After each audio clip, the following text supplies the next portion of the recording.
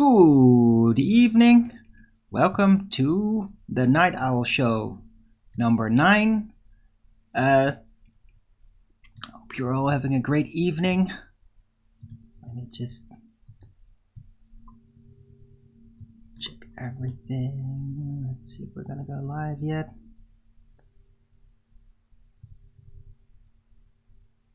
Come on.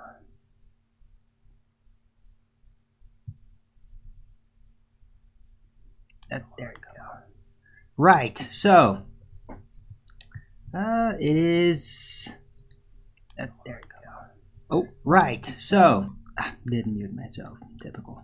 Right, it is Friday the 3rd, and I got with me David Weiss from Deep Inside the Rabbit Hole channel. I've known him for quite a while, going way back, 2016 it was. Hello, David. Hello. Pre-Google Hangouts, I think, right? Or just when that started? Well, I remember, you were one of the first people I've actually spoken to face-to-face before I even, really started my own channel. I remember having a Skype call with Antonio Subarats, and then he brought you into it. Yeah, we used to hang out on Skype all night long. Me, Tony, John Laban, Nathan Oakley, all sorts of people. Jaron. Yeah, that was way in the beginning, man. Yeah. Everything was so fresh, and we were all like, oh, flat Earth. It's still like that, like flat Earth, and we're still learning new stuff every day. So I find it quite interesting. By the way, I'm starting the Flat Level Earth Research Foundation. So anybody that wants to join, you can be a flurf with me. Is that a channel? Is that a website? No. The Flat Level Earth Research Foundation. Flurf. I'm calling flurf. The term flurf. They call us flurfs? Well, yes, we are Flat Level Earth Research Foundation. That's nice. That's pretty smart. Huh. Good one. All right, it's a little joke. Right. Anyhow, yeah, you surprise visited me in my last Night Owl show that I had with Blue Pilled Evolution, and I thought, hey, you want to come on? I'm always looking for new guests, and yeah. I'm always interested in talking to people, people that have no idea about Flat Earth. Those are the most fun. But people that understand what a big deal this is. And when you understand what a big deal this is, it basically occupies your thoughts every day, all day, all night. And you are one of those people that it's literally taken over your mind in a good way. It's a good thing because it is the foundation of all the lies on Earth are based on the globe lie. So, I like people that can focus, that can, that are constantly thinking about it, because that's how we make it, that's how we learn, and that's how we, advance the knowledge, because, people are waking up faster and faster. I think we all have the same goal. We don't all have the same techniques or the same beliefs or understandings, but we all have the same goal, and that's to wake up the whole world. Right. It's certainly a cornerstone in the awakening, as I called it. Where the awakened people, part of the apocalypse, right? The revealing of the truth, and the people that are against us, that are not necessarily in control, but that are they don't want to wake up. They're the sleepers, and those are the people that make up a lot of nonsense, do a lot of ad homs, and basically try to ignore whatever idea we bring to the table. And so, yes, sleepers and awakened. There's different types of people. There's people like us that have discovered the globe is a lie and are trying to figure it all out. Then there's people that are completely ignorant, and ignorant is a bad word. You and I are both ignorant to everything that we don't know, and that's just life. And so there's people that are completely ignorant, totally brainwashed, and refuse to look. That used to be me. and they'll fight you a little bit, but they just don't want to take the time. Then there's those that are so lost in the math and in their education, indoctrination into math and pseudoscience, that they just can't see. And then there's the deceivers, the ones that are out there that know the truth and are just lying. Well, I'd say like they can see, they just refuse to. They're the willingly ignorant, and they've used things like math and misunderstanding of science and thinking that math is science to basically reroute their entire overview understanding of the world in favor of being able to maintain the mainstream structure narrative that they've grown up with, because they, in a Stockholm syndrome-like way, cannot accept that they were deceived from the start. Those are the most difficult to deal with, because in a way it's like not their fault, but they do act very sinful a lot in the face of the truth, and because they can't handle it. If you look at geometry and I don't know what's the right word, planar math or whatever it is, where you can look and say, okay, hey, we're looking at an object across the flat plane, and no matter how far away we slide that object, it will still be on that level plane. And if I'm 6 feet tall and I'm looking at something 3 feet, just a couple feet in front of me, I'm looking down at like 45 degrees angles at it. But the farther I drag that thing away from me, it's still always 3 feet below me. And if I shoot a line out from my eyes 6 feet parallel with the ground, it'll always go over that thing. So it really couldn't block anything that's not taller than 3 feet. So that is true in math. That is true if you graph it out. But on a perfectly smooth table, or even in a graphics program, you can drag something out and it will disappear into that plane, the bottom first. And the math doesn't add up, but that's just how we see. Well, yeah, that you're right, because in math, people in math and with geometry, when you work with it or when you try to demonstrate something, people use what is known as an orthographic view, in which perspective is not applied. Right, and Globers, anti-flat earthers especially, have used this since the start to basically push their globe model side view on us and use that as a replacement explanation as to what we see in the world because of perspective. And as you say, when you move things away over a provable flat measured surface, consider, depending on the circumstances, the height of the eye, it will still disappear from view because the angle becomes too limited, as they say. And this is all based within optics. And Globers from the start have ignored that entirely and basically used curvature math that replaces and completely ignores perspective within its working. And it's like it's been their little secret, and we figured that out in around 2017. And everything's nothing was the same ever since. After that point, they started to bring in the excuse of terrestrial refraction, basically saying, yeah, whatever you're seeing, it's not really there because it's all bent around a presupposed sphere Earth. And it's just a mess ever since. There's a lots of different, flat Earth has kind of turned into little groups, and that's okay. That's all right. There's groups of different people, different religions, different stuff, right? But some of them hate the term flat Earth because the Earth isn't flat. Right. I can't really think of a flat place on Earth other than like the salt flats, when there's a little bit of water on there.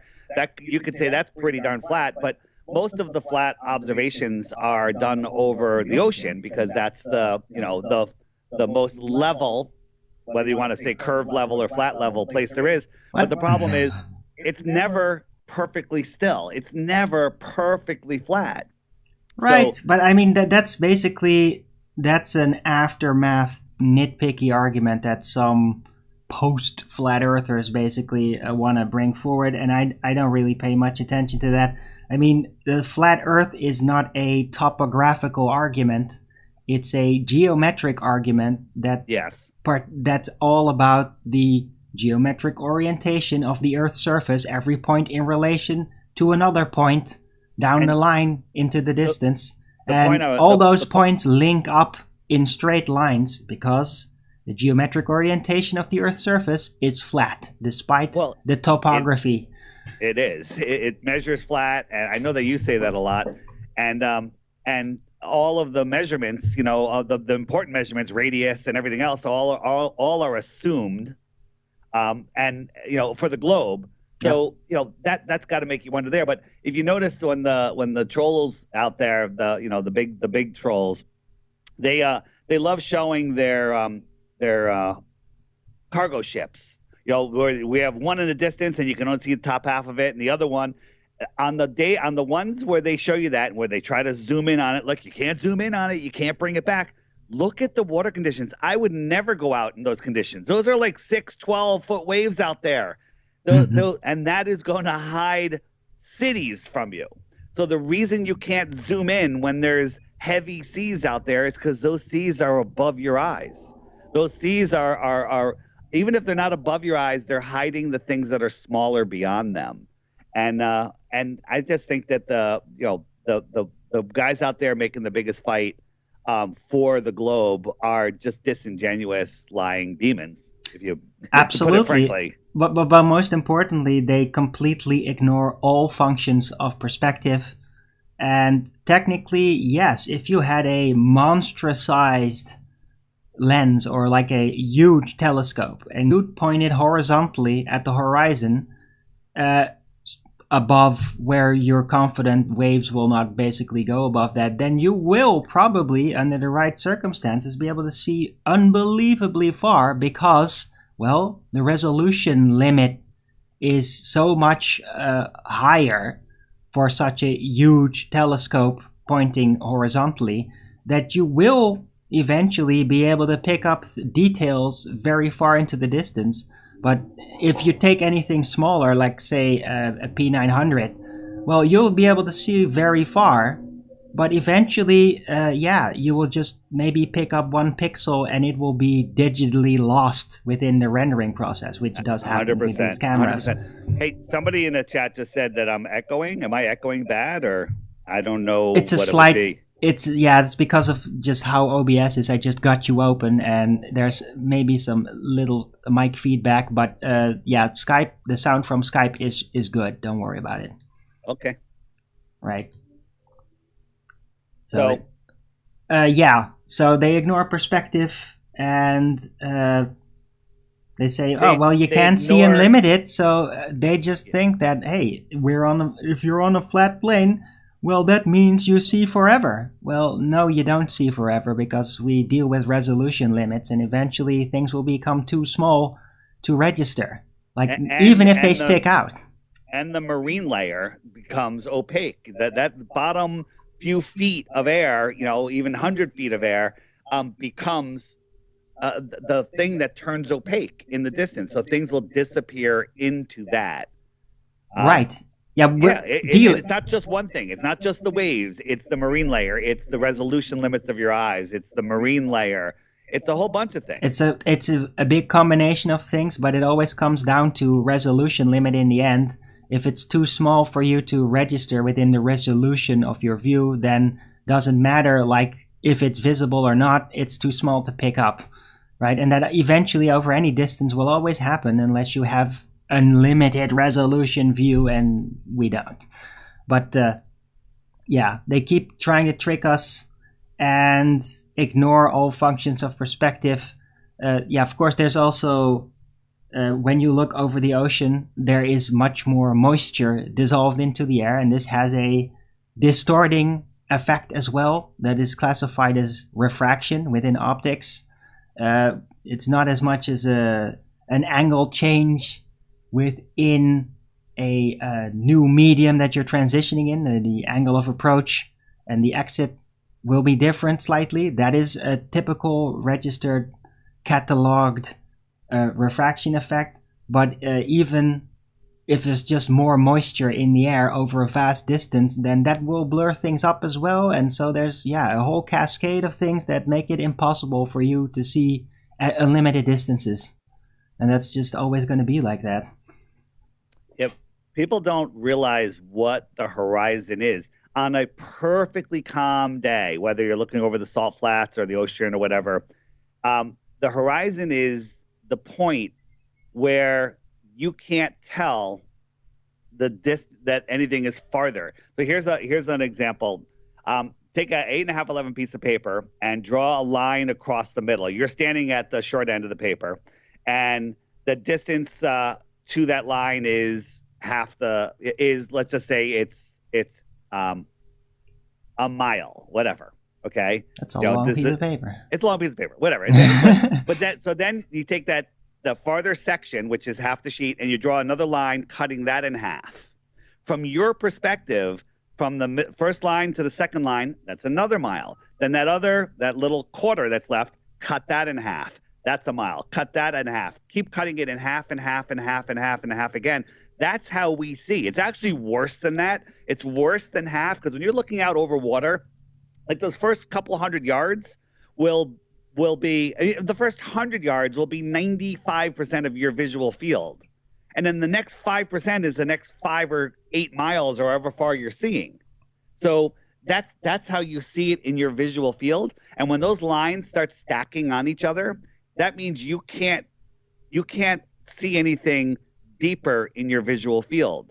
But every time a boat or something moves from one line to the next, they're moving another mile. Therefore, they're reducing in size on an equal amount again and again and again. But in your depth of field, you're not seeing them get farther. You're just seeing them get smaller.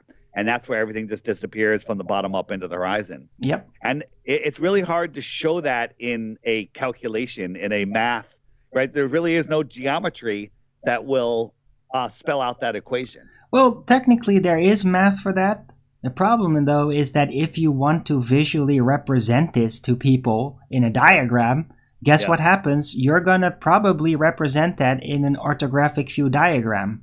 Yeah. And that immediately gets in the way of, because it excludes actual perspective, and that gets in the way of making it comprehensible, because you're basically trying to demonstrate a perspective effect within a diagram that excludes perspective.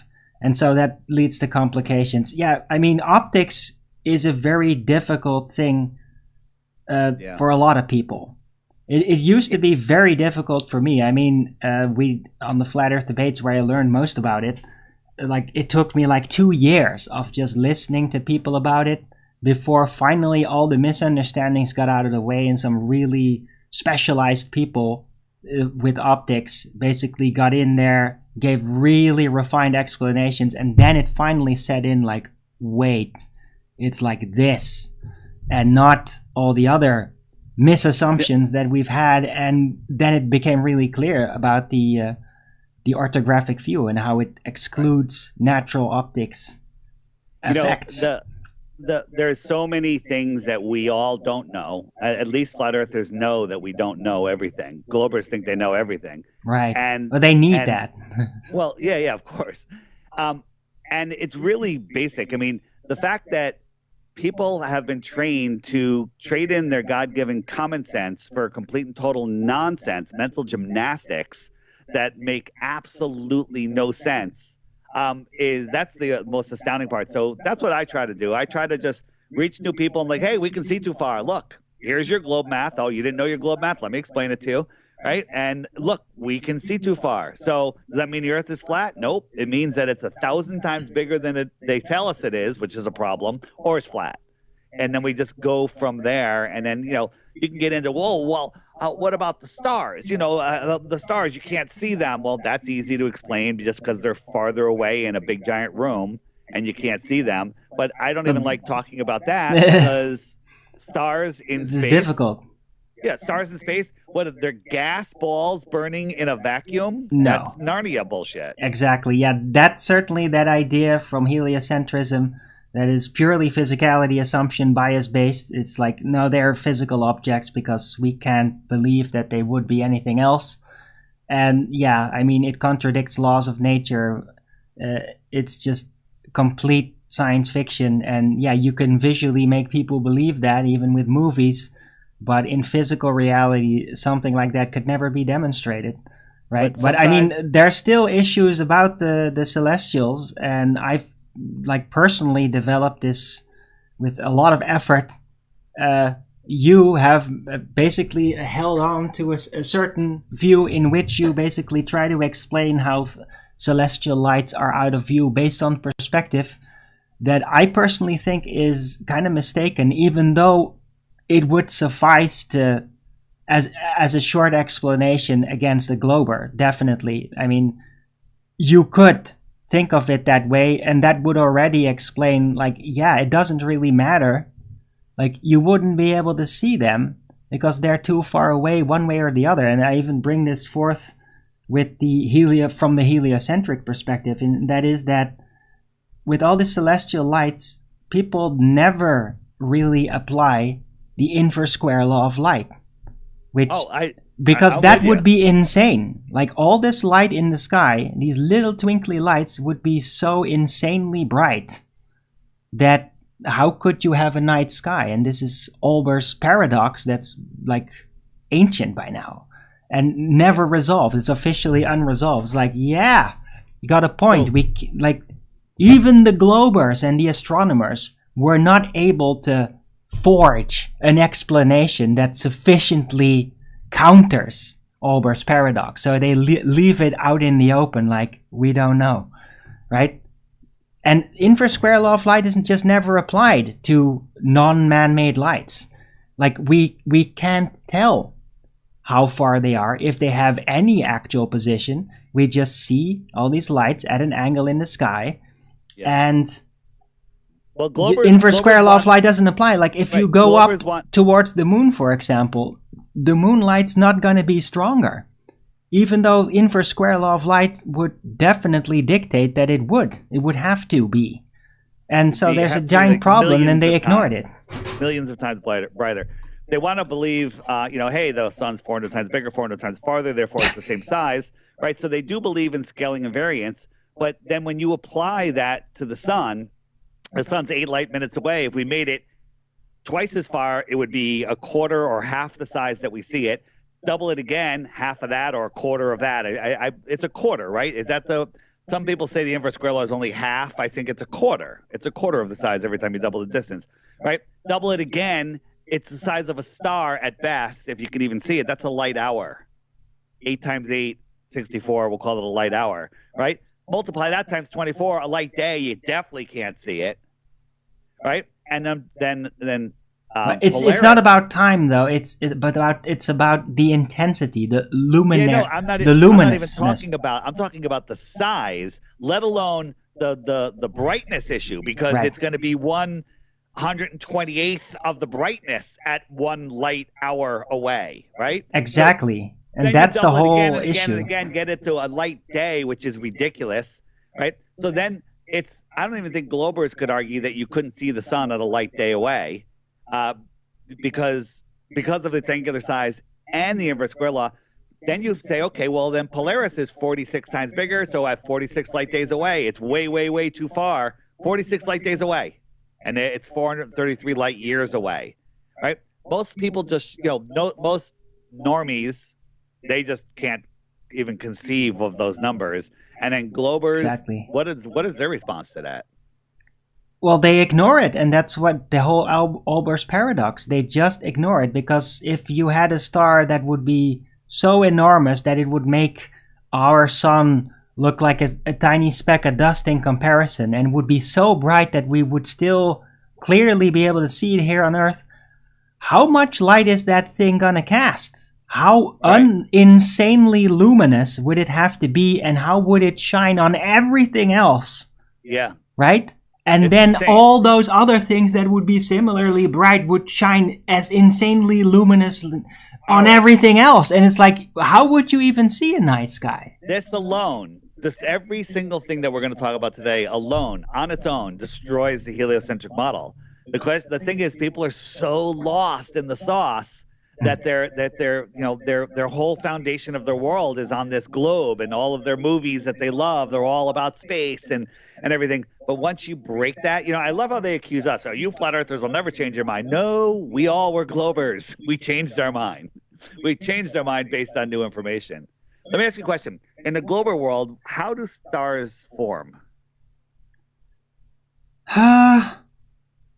Well, they're basically created in the original Big Bang. Material sets, then gravity makes it some. This is so insane. I mean, I'm not even going to go into the details of that gravity, but let's just say a form of Newtonian gravity causes, or space-time bending points cause material to come together, and basically so much of it that the gravity becomes so strong that it ignites, and then it turns into a star, and it becomes this inward collapsing, exploding ball of fire that's very bright. So let me walk you through. Let me walk you through a thought I had. So gas violently fills the available space, except in space where you have enough of it, it'll collapse upon itself. Is that basically how stars form? Because they say that the Crab Nebula is a star-making factory. It's dust and gas in space, ridiculous, and that is collapsing upon itself, creating stars. And they pop out like ping pong ball machine, and then they go park themselves wherever they go park themselves. I mean, that's crazy. I've never even heard of that. Well, they say the Crab Nebula, the nebula that they showed us all in school, and they still use the same picture today, is stars are created. I think they said every second or every minute or something, there's like 2,000 new stars that are born. Like, it's something so stupid. It's like, it doesn't even matter whether it was every day or every minute or every hour. Bizarre. The official story is that they collapse upon themselves. So, and then the official story on the moon, if they can get an official story, is that it's a chunk of the Earth, and it started just pieces started sticking together, and as it got bigger, it created more gravity, and as more and more pieces stuck, the gravity crunched it into a beautiful ball, right? That's the official story. Yeah, the gravity supposedly evens it out into a sphere. So what happens? What happens? So the moon, I think, what was the number? The moon is 1/60th of the mass of Earth. I know it's the total mass of Earth. You would need 60 moons to fill it. That's what they say.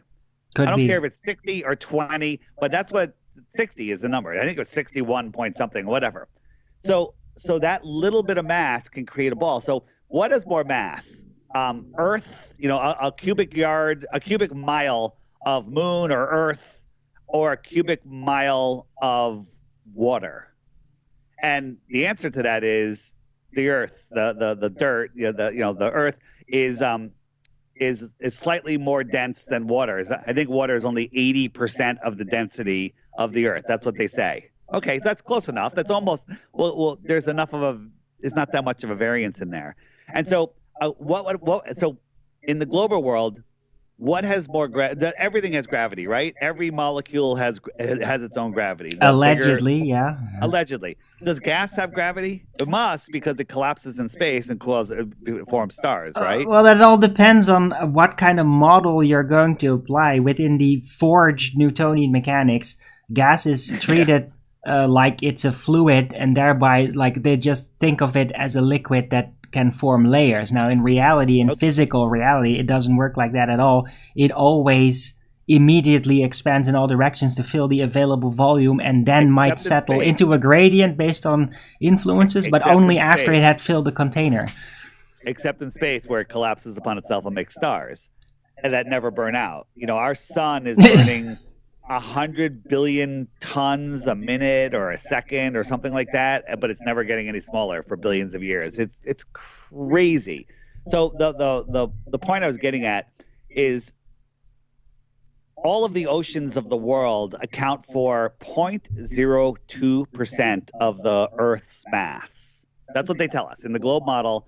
All of the water, all of the oceans in the world are 0.02. So that means if I times that by 5,000, if I had all of the oceans times 5,000, I could fill up a hollow Earth with water. You with me? You follow me? Follow this through. Roughly, yeah. Yeah. So if the Earth was a hollow container, I would need 5,000 world oceans to fill it. Okay, cool. And that if I was filling it up and I could put the world ocean in there, one world ocean. When I say world ocean, I mean all the water in the world. Every second, it would only take me less than like an hour and 20 minutes to fill it. That would be 5,000 seconds, and I could fill the Earth. All right. So that's an hour and 20 minutes to fill the Earth. If I had that much water, let's say I had 100 times that amount of water. So now we could fill 100 Earths. Well, And I put that in space. Would it turn into a sphere? Would it have more gravity than the moon has? Well, yeah, it would. well, that all depends, you know. They still keep it into a mystery because, I mean, water and all liquids will basically, when you subject it to lower pressure, it will actually start to evaporate and form a gas, and then. Oh, I'm with you. I'm with you. This is kind of the thing they like to ignore. I'm talking about Narnia here because, you know, for the NASA fanboys out there, NASA announced that they found a reservoir of water in space that has 140 trillion times the amount of water that all of the Earth's oceans have. 140 trillion times. That's a lot of water. And it's in a galaxy shape. It's not a big ball. I mean, it has more gravity than the gases that turn into giant suns and giant stars. It's so retarded that it's difficult not to get angry at people that defend it. Well, it's weird with NASA because they do seem to make like increasingly more ridiculous claims about what they're seeing and noticing. I mean, at this point, I'm perfectly okay as a ball enthusiast, as a hobby, to like entertain, water planets. I mean, cool. I got plenty of video games in which it's like, oh, explore space. Oh, yeah, water planet. Oh, that's cool. I mean, like, yeah, water planet, fine. But I mean, why the hell would you claim like an entire galaxy that's just water? Like, it's just, why? Why would you do that? Like, they just keep making things more exponentially complicated. Like, they want to just make things so complicated that people that actually believe it could just never catch up to figuring out that it's all nonsense or something. Maybe that is their strategy. What do you think? Was there a question there? Sorry. Yeah, about NASA, what they do. Do you think, like, why are they doing this? Are they making increasingly, exponentially more ridiculous claims about what is out there in order for people that actually believe it not to be able to catch on that it's all nonsense? What do you think? I think AI is writing all of these articles. I think they're writing the articles and making the pictures and everything. I think AI is the AI that we have access to now can easily do all that stuff we're saying, but I think they have much more advanced AI. Maybe, but I mean, they'd still have to give that AI guidelines as to like how it's gonna roll it out and like the level of the claim. So it has to have a purpose. It has to be given a purpose somehow. Maybe they could say, you know, the prompt would be to control humanity and keep them believing in a heliocentric Earth. Give me a series of articles and videos over the next 5 years, you know, that will brainwash humanity and to be lost in space. I mean, it could be that friggin' simple. Because I had it write an article. Somebody, I forget what it was the other day. It was very funny. Somebody sent an article about something, and I told it to write about a new NASA discovery that I forget. It was so stupid, and the article was amazing. It was a fantastic article. Really? And I didn't put it. I was gonna like kind of dress it up and add the pictures to it and stuff. But I was like, you know what? I don't want to contribute to that, but I just wanted to show people how stupid the NASA stuff is. Wow. Every other day they got one on asteroids passing the size of a platypus. The asteroids passing the size of a matzah on Passover. You know, an asteroid's passing that's the size of 30 American crocodiles. What the hell are they talking about? Yeah, I started collecting them, but I got like 30 of them, and I was just like, you know, asteroid the size of 200 hot dogs. Wait a minute, that doesn't sound too dangerous, right? Yeah, it's 200 very. hot They dogs. use very strange words to describe this kind of thing. It's almost like they're just doing it extra to distract. I'm just wondering, like, when are they gonna like move the bar with that meteor story? Because I mean, I've heard meteor story. Oh, we risk a meteor hitting us since I was a little kid, and it's like it's gotten really tedious. I'm just wondering when they're just gonna say like, oh, there's a meteor coming for Earth, and this one is definitely straight on. There's no way for us to ever be able to deflect it, and that they just claim that it bounced off the atmosphere then after it hit. Like, when are they gonna start doing that shit? Right? I don't know, man. It's all to keep us in fear, lost, not knowing who we are, not knowing, how our thoughts literally create our reality. They don't want us to know I'll say it's superpowers that we truly have. They're literally keeping that restricted from us, and that's how they control us. I mean, Right. These are literally demons that feed off of our fear, and our willingness to give up our rights, give up our freedom, and we do it willingly. The people, the normies will, you'll wake them up to the Globe line, like, well, what difference does it make? I still have to go to work on Monday, and there's nothing I can do about it. Well, that's the scam right there. Everything you can do about it. One person awake is more powerful than an infinite number of deceivers. Yeah, I agree. And by the way, like, I don't even necessarily think that all of it is like demonic and personal in nature, that they hunger for it. It's just that it's a tactic. It's a tactic of government to govern the mind, to control. You'd have to take away the information, their knowledge. You have to take away them knowing who they are, because if you deal with somebody that doesn't know who they are, they're going to seek for help to guide them in how they're going to live their lives. So it's like a natural tactic to basically try to brainwash everybody so that they'll be more compliant. It doesn't even have to be personal in any way. It's just a robotic tactic, or Ahrimanic tactic, basically, which is like an aspect of the devil within the Rudolf Steiner cosmology, to just take away all the knowledge and the spirit, and then they will be easily manageable. Like, and that the information is all lost and everything is like just completely ignored. In like, there's no higher purpose in that worldview. It's all about when control means everything, then information becomes irrelevant. Like, I'm with the you. truth. And if you don't know, your history, you are at a major disadvantage. I personally think that there's more land that they're hiding from us. I mean, Japan found 7,000 islands last year. That's just near What? Japan. Where? Go look it up. Google it. They found 7,000 islands in uncharted waters last year. Where? What uncharted waters? Japan. I don't know. I get exactly. Japan, but where? In the Pacific? Go near Japan. Near So- Japan. Yeah. Oh, so maybe newly formed islands. I mean, there's a lot of volcanic Newly activity. formed islands with trees and the old growth trees on it and stuff. What? Check it out. No, Do you have listen, an article or just video Google it. about this? It'll just Google it. It'll come right up. But I'm Okay. thinking, and again, I haven't looked into it. The way they warp GPS lines, they could cut out huge swaths of ocean, and nobody would ever go there because they're following, their charts, their NASA given charts, and keeps them out of waters. It's very strange. Huh. Very strange. But point I was getting at is our lost history and everything. I noticed that in your chat the other day, somebody brought up that I like pushing the channel My Lunch Break. Right. Right? Yeah, And- I did check it out.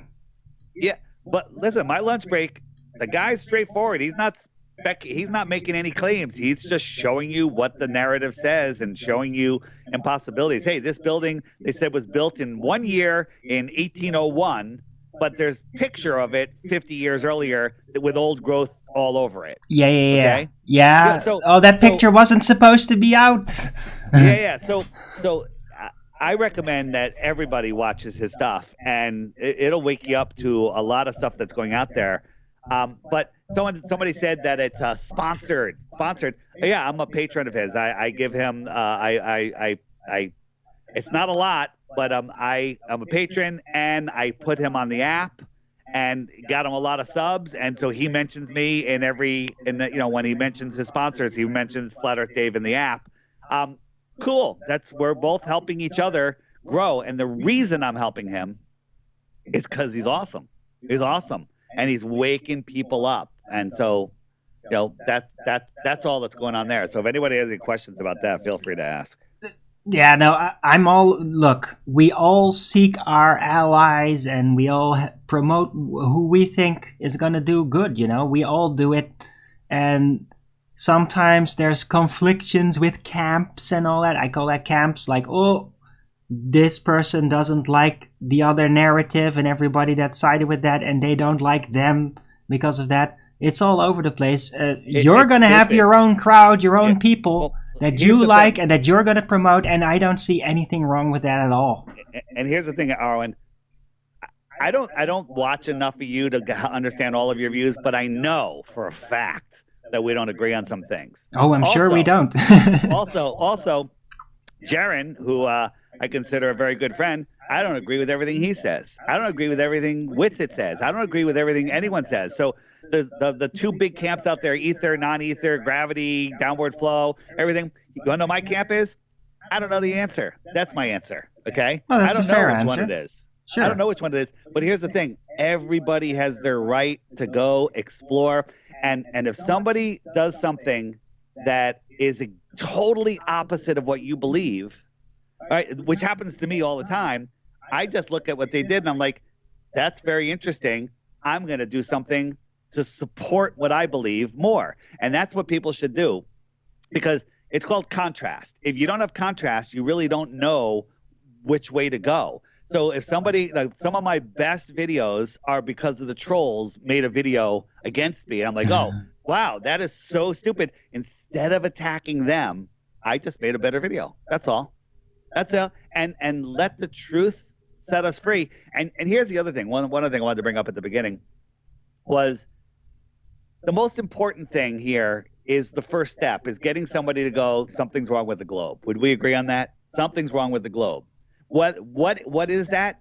It might be the Bible that gets them in. It might be the fact that YouTube is hiding the information. It might be the fact that there's more land, extraterrestrials coming from outer lands. It might be the downward flow of electricity causing gravity. It might be that there's no ether. It might be that there is ether. It could be anything. But the most important thing is getting them to take that first step, going, something's wrong with the globe.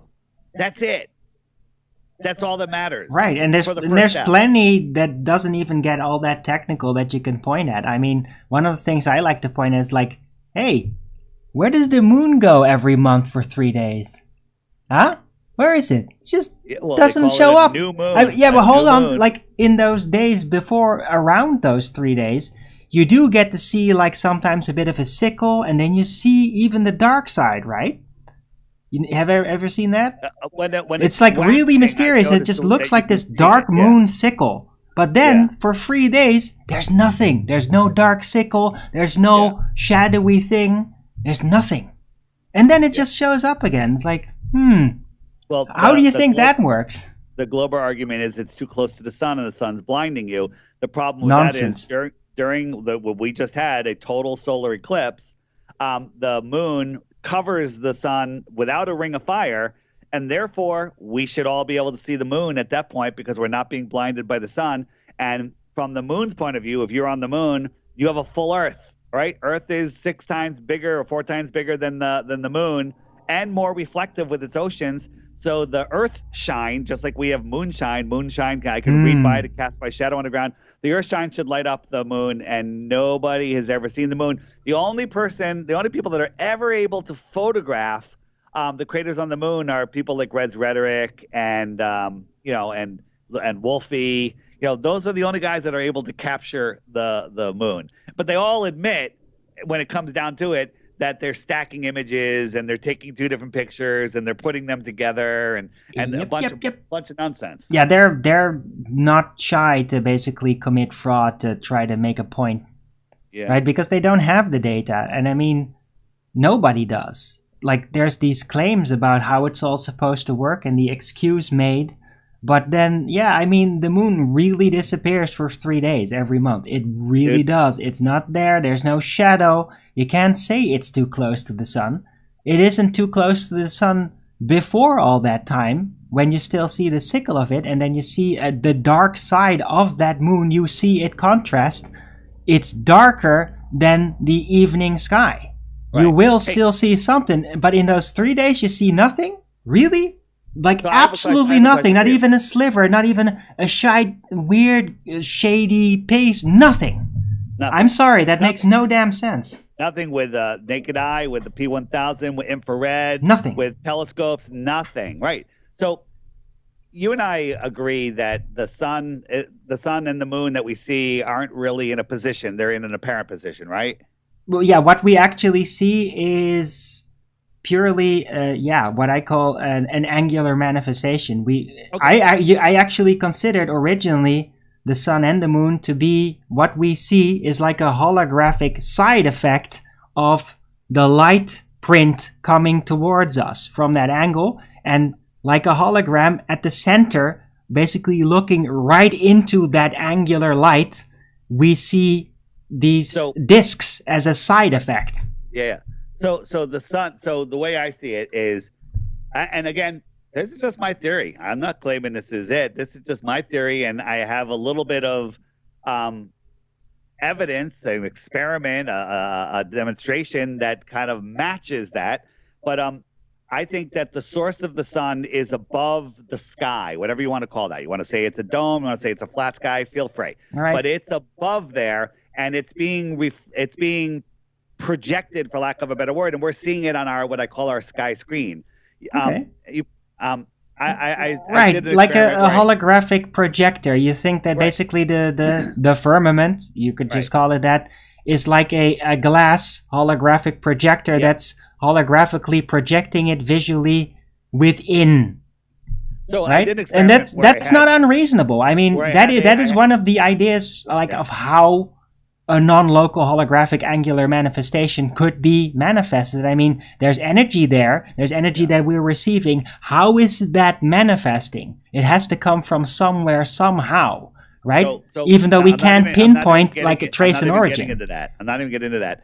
What I'm saying is, the experiment I did is I got a flashlight. I put it on one end of my room. I divided the room in half with a semi-translucent sheet, and it you can see through the sheet and see the light. And then Paige was standing 5 feet to my left, and she sees it on one spot on the sheet, and I see it on another spot. We're both looking at the same light, but we're seeing it manifest on two different spots on the sheet.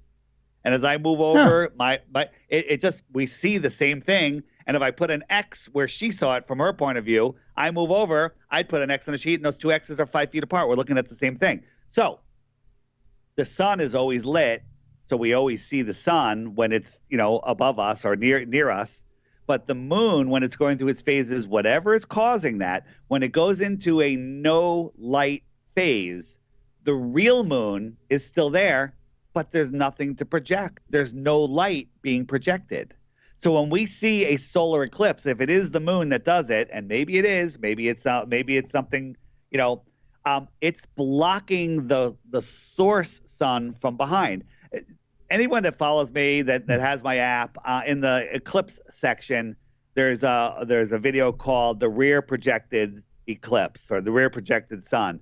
And I made a little demonstration, and it looks exactly like what we see when we see an eclipse. All right, especially when you see that little source sun behind there. I highly recommend it. Go on up. You can just go on. If you have the app, just search Rear Projected Eclipse, or in the eclipse section, or on my channel, DITRH. You can probably find it. Just search eclipses and it'll come up. Right. So yeah. I'm sorry to say I don't have the app, but I don't have like a smartphone either. So that's all right. That's okay. It's going to be on computer in the near future, so you'll be able to get it if you want it. Oh yeah, I might. Yeah. But I mean, interesting ideas. I don't even try to like physically explain at this point how the celestial lights are working. I'm really personally trying to stick to the available information about it, and trying to counter any claims that basically presuppose anything physical about them. Because I don't think that if you like go towards, let's say, the moon in a straight on angle, I don't think you're ever going to reach it. I think it's going to stay at the same apparent distance forever. So you can never, it's like a hologram on the edge of your view, and you can never reach it no matter how much you try to go straight at it. Did you notice at 100,000 feet or so, the moon is tiny? It's a tiny little speck. Well, it seems to be in the camera, right? That's already kind of weird if it actually does change angular side. And well, that only proves that, that it's not an object that you're approaching, at least, because, hey, usually when you approach an object, the angular size increases. That's what happens with perspective. So that only backs my point that we're not looking at a physical object, basically. Long before I was a flat earther, I flew from California to Australia. And at night, in the middle of the night, I was so excited because I love stargazing. I was like, wow, I'm going to be able to see the Milky Way. I couldn't see crap. All right, clear window, dark plane, middle of the night, middle of the ocean. I saw like 3 or 4 lights, and I think 2 of them were airplanes. And one of them, they might have been AKA planets or quote unquote planets, but I should have seen the brightest, most brilliant stars ever. I couldn't see any. Right. Yeah, that's another thing, right? I mean, I haven't personally watched a lot of videos about it. I couldn't find it even years ago when it was all over the place. But yeah, from what I've heard, when you go up high enough, you don't see stars. You see a black sky above and a blue sky beneath you, and you don't see the stars. Even if it's at night, when you see stars at the ground, you go up, they disappear. Well, how is that possible? And how does that comport with the inverse square law of light? It makes absolutely no damn sense. It just decreases in strength? It's all in reverse, you see. That's the whole thing about it. Everything about those perceptions is in reverse, yeah? With a light that is man-made, that's on Earth, whenever you approach it, it becomes bigger, it becomes brighter, more luminous, right? In comparison with the inverse square law of light. With these celestial lights, they do the opposite. And there's nothing that we know here on Earth that justifies that perception at all. It completely defies our understanding of the nature of light. And that's a huge mystery. The celestial lights are absolutely unique, and we can't compare them to anything here on Earth. It's not surprising that in the ancient past, they originally started out as being perceived as a divine thing, because it's just so incredible, and it does everything the opposite, right? I agree. I mean, I love saying there's no way to. Looking up at the sky is no way to prove the shape of the floor. So, right. Well, the heliocentrists like to think so, though. They even trust their measurement of the speed of light based on supposed measurements with the celestials. Yeah. Total nonsense. They don't know that distance. They're just assuming a distance, and then they're reading some signal, and that's how they supposedly know the speed of light. It's complete nonsense. They don't do any tests like that even here on Earth, right? We just learn that light has a speed, and then we get technological correlation based ideas.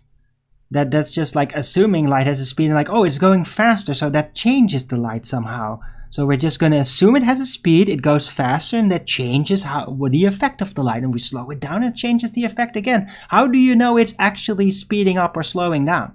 It's just assumed that it's traveling at speed. There's no evidence.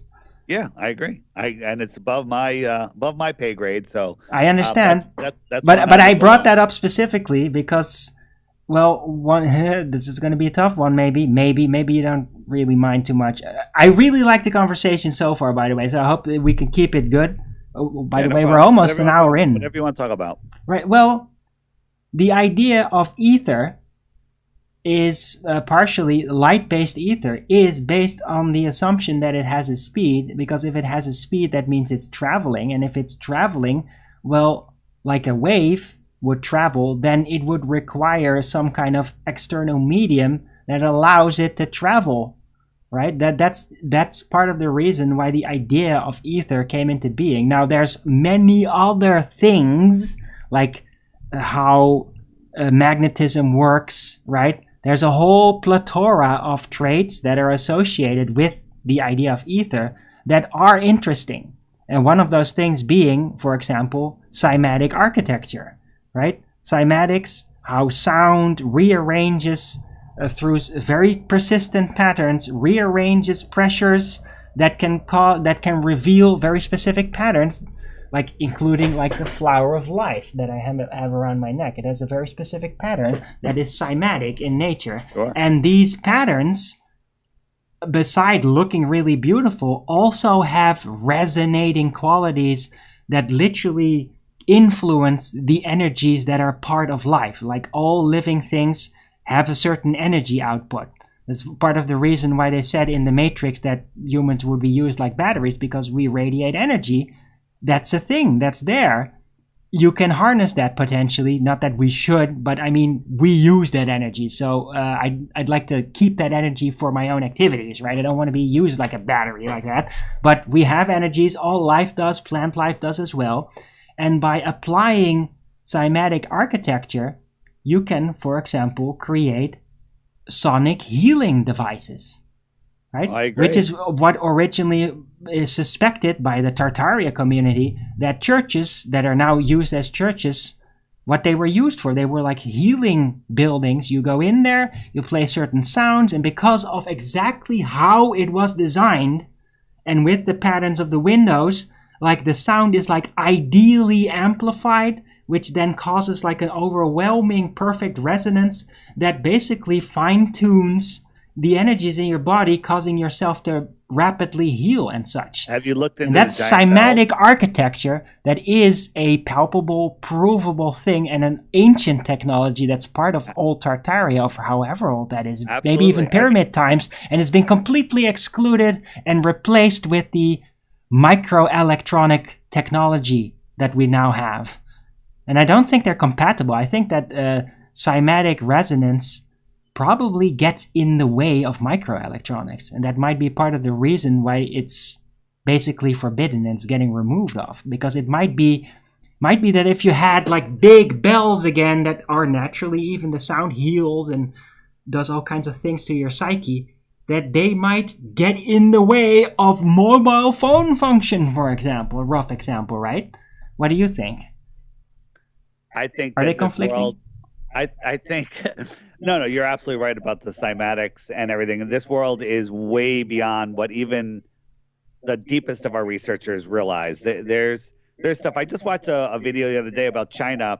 They have hundreds and hundreds of pyramids that are bigger than Giza. And then did you see the one where this town has this well, this pond or well, whatever you want to call it, that just never goes dry. And they decided one time to pump all the water out of it. And it took them like a month of, pumping. And they went in, and there was a giant, like, cathedral temple underground, like massive, like huge, with incredible megalithic stones and all sorts of stuff and carvings. I mean, crazy. Right. I didn't know that. I knew there was like a pyramid in a lake in China somewhere. I will post it. I'm going to take that when we're done. I got to find that video, and I'll put it on the flatearthpodcast.com Facebook page. So anybody listening, go watch that. And it's a mainstream documentary too. It's not Nat Geo. I don't think it is. Can you perhaps post it in the Skype chat? I have to find it first. That's the problem. All right. If you post it at some point in the Skype chat, then I can post it in a comment on the video here in the chat. Pin it. You can pin it to the top. I'll get it after we're done. Yeah, fascinating stuff. But truly amazing. And you know what's funny? YouTube fed me that one after I watched. I think it was after watching on my lunch break. That one popped up, and normally I was just like, okay, get out of here. YouTube suggested this, but I got sucked in. I'm like, wow. And again, they think the Earth is a globe. Maybe that's why they can't figure out a lot of things. But the most of what they're saying is they have no idea how it was built, and there's no record of it being built. There's no record. So that just makes you understand how was it built, when was it built, who built it. They don't know. It could be that it was built very rapidly by humans that were wouldn't be recognized as humans by us. Maybe they had like incredible powers of technology that they could create it very quickly. Like on the Today Show, I was talking about a cymatic architecture and how it would have basically developed. That at first they would take a landscape, they'd say, okay, we're going to build a cymatic fortress here. So we're going to roll in a gigantic bell that's like 100 feet wide, or for example, a very specific type of bell, roll it in the middle of where they want the fortress surrounding, then basically throw a lot of ash or chalk or whatever, dust all over the place, or maybe even drop it from a balloon or something, and then ring that bell, bing, and super loud. Then the cymatics of the bell is going to literally, through the sound waves, rearrange how that dust piles up on the ground. And then they get to see, oh, so this is the cymatic pattern of this location. This is where we should start to build these star fortress structures on top of, based on the cymatic resonance of that original test. And then maybe later, after they've already done this like 1,000 times in the past, they would even get to the point, maybe we could literally make the bell create the very structure itself by basically creating putty everywhere that under very specific frequency circumstances will solidify. So they just cast like clay everywhere in a big chunk, in a big mold, like huge. In the middle is a bell, they ring it, bing! And then literally they start digging out the clay and they're left with hard structure that's like perfectly cymatic. They just tunnel through it to make it like, have rooms in it, have tunnels in it, have a bridge here and there, and then they got this cymatic structure, right? And I think even there's this one temple, I think, was it in India or Sri Lanka or something, in which like on the inside, have you ever seen that? There's like this insanely extensive cymatic patterns. I don't remember which one it was. It's like a really unique temple. You know, there's and I think it was made like that. It's like there's no way a man could make that. It's so insane. There's a lot of controversy on how they move these mega stones, and there's that one unfinished stone, I forget where it is in Egypt, just saying it's like 150 tons or whatever. The ones in China make that look like a pebble, and and I go back and forth. I think maybe there was real giants, like Titan giants, but the giants would have to have super amazing technology. But the problem I have is that underground thing I just saw, like a giant couldn't get on. How's the giant going to get in there? Right? A big giant to build this thing. So I have some solutions for that, by the way. I don't. If you want me to elaborate. Yeah, but hold on a second. The point is making another thing you might want to put in the chat is, and I know you haven't watched it yet, is the plasmoids video that I was just watching about. They discovered this thing that can turn any element into any other elements, and it's how nature balances itself. So when you look at all of these carvings, these tunnels, and they build these homes in solid stone. I don't know. Maybe they were just built and then they turned into stone. Maybe maybe these transmutation did turn into rocks and mountains or whatever.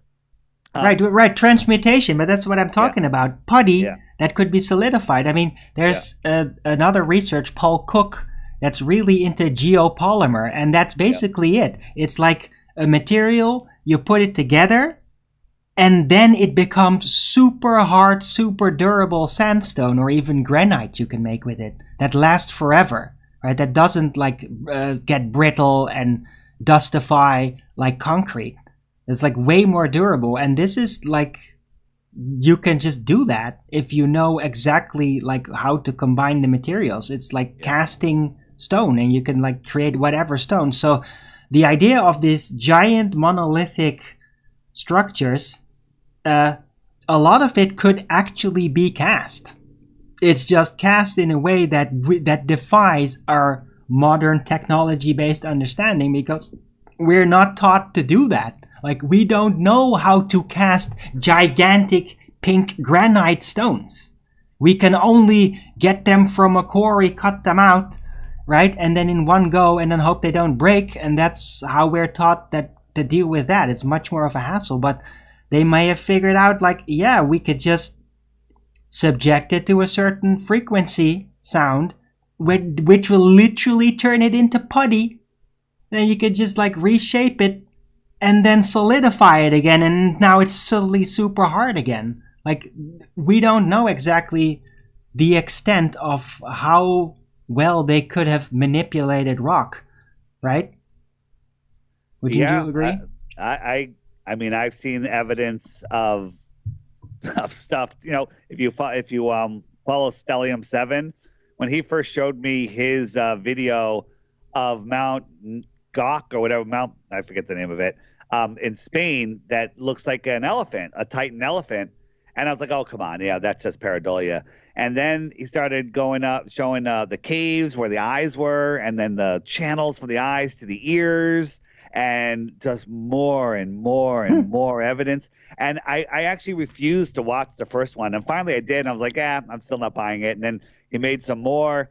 And now I see it everywhere. Now it's like, I can't rule anything else out. And then there's another guy, Hangman 1178 or whatever, Hangman something. He's got a couple numbers after his name.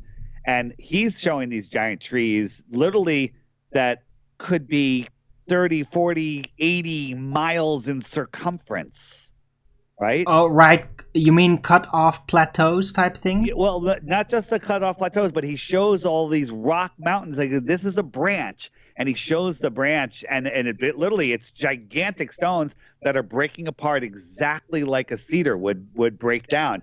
And right. You mean the top-down views? Yeah, I've seen that. Yeah, it does look like leaves. No, not just that. Incredible. He's literally on the ground, and he's showing these rocks, okay, where they're all cleaved apart. And then he shows a piece of decaying cedar, and sometimes he's zoomed in on the cedar, and you like, wait, which one? Like, you lose scale. Like, wait, which one's the rock? Which one's the tree? And he's showing you, he goes, this is just a little branch, and it's literally something, 400 feet tall by, like insane stuff. But when you see it, it becomes undeniable. And he got to a point where he was cleaving some rock away, and it literally showed where it went from rock to wood. It there's no denying it anymore. Wow. That's amazing. Is, when did it happen? How did it happen? Why did it happen? Right. And that's all just great stuff. That's also in the app, by the way. You can find it in the what section is it? It's called the Tataria giant trees section. Yeah, giant tree. Yeah, I am into giant trees. I mean, it's a curiosity, it's speculation. I do consider it more like science fiction-y, but I mean, there are things in this world with the giant scale that are like, that's just too bizarre to ignore. And I've theorized that probably the original continents in this realm that we know might have originally been the root set of a monumentally large tree that's like 1,000 miles tall that got cut off, and we're basically left with the roots that then had offshoots out of the roots, because that's what trees do, right? You cut it off, new things sprout out. That the giant trees that we know here are basically like tiny little offshoots of the original world tree that was one unbelievably large thing that basically we're now standing on the root platforms of that. Like, it's that's the continents. Again, this is all stuff that's worth looking into, because we're just little specks here, and we we're not looking at the big picture. And there's properties. You can never look into that if you think you live on a globe, because absolutely, it doesn't work. Yeah, that makes it ridiculous. The globe is the deception that keeps us slaves. And what's amazing is so many people have let evil spirits enter them and keep them fighting for their slavery. It's amazing how people will fight for their own slavery. How difference does it make? When anyone says to me, what difference does it make? I immediately lose more respect for them. I'm just like, wow, your brain is not working. Right, but they can't handle the truth, and when you can't handle the truth and you don't handle the truth, then the more time progresses, the less you can handle the truth.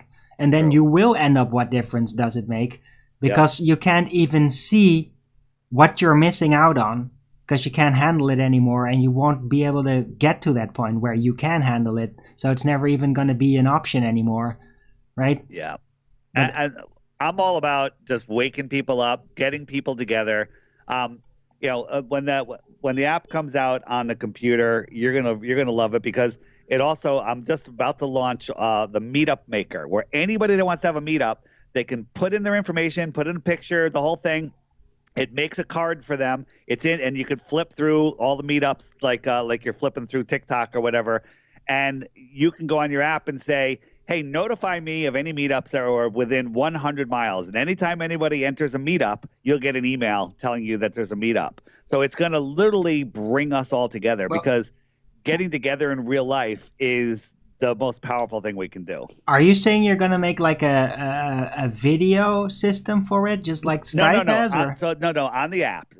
So think about this. On the app, you hit the Meetup Maker. It opens up a form, and it says, you want to create your own meetup? Sure. And it has things like name, address, place, add an image, description, information, whatever. You put all that stuff in there, you hit enter, and then it will make a card. Think of it like a card deck. So you go on the Meetup Maker and say, all right, sort by date. And you say, show me all the meetups from today forward. And you can flip through looking at all the meetups. You say, show me all the meetups within 500 miles. Or wait, you mean physical meatups? Like physical meetups, yeah. Physical like, meetups. Oh, let's meet in this cafe kind of thing. Yeah. Oh, so right. Yeah, that makes sense. Them all over the place. And like Mark Devlin from the UK, he was touring here on the East Coast, and he had four dates. And he had very, very low attendance, except the one in Connecticut, because I put out some stuff on the app and a lot of people heard about it. But the days and weeks following, people were like, oh, Mark Devlin was here? I didn't know. Now, there'll be no reason you should know, because you'll get notified that anybody that puts a meetup in within whatever radius you select, and it's gonna literally bring tons of people together. It's gonna be a game changer. So. Right. If you actually report it to the app, of course. Right. Well, anybody. And then you have like this white cover. I'm at 180,000 people on the Friend Finder, so we've hit a good mass where, anybody that's really doing meetups and stuff and looking for meetups, they're pretty much on the app. But more and more people are going in. And for those of you that don't know, flatearthdave.com, you can find everything there. All right. Yeah. So. That's it. Somebody said at the beginning said that they I think they apologized, said, sorry for accusing you of the only reason I'm doing this is to sell apps. That is not the only reason I'm doing it, but it is literally the best way to introduce people into Flat Earth, especially now I have the images. Like somebody's like, what about the clouds under the sun under the clouds? And you could just type sun under clouds, and up come a whole bunch of images, photos that show that the sun isn't under clouds. And you could totally debunk that argument right there instantly. You think we went to the moon? Type in LEM, type in rover, type in, whatever you want. And all of these images come up, so everything's at your fingertips. And then you could, when people are in online wars or whatever, arguing, they could pull up these images and send them instantly. And when you're talking to somebody, you can just pull the stuff up, and people are waking people up. So yeah, my $3 app. You people, if you want to learn, if you want to get by the censorship, if you already know the Earth is flat and you don't care about waking anyone else up and don't care about meeting other people or anything like that, don't get the app. But it is the algorithm breaks the YouTube algorithm. Like every day, the daily video. If you watch it, the next video that comes up is going to be an awesome video. It's not going to be a YouTube debunking video. Right. Yeah. So, YouTube has been cracking down hard. Well, not as hard that they kick us off, but look at my channel. I've been doing this for 8 years, and I don't even have 3,000 subscribers, even though I've been doing this every day. And so they're messing with us. A lot of us have a big amount of subscribers, but then they just limit it. And they indeed always try to shove debunking nonsense. They try to create friction with YouTube, and they don't really try to connect you up. They try to lead you away from Flat Earth, not make you connect up. I want to point out something else too. On the app, you have a profile section, and you fill out as much information as you want.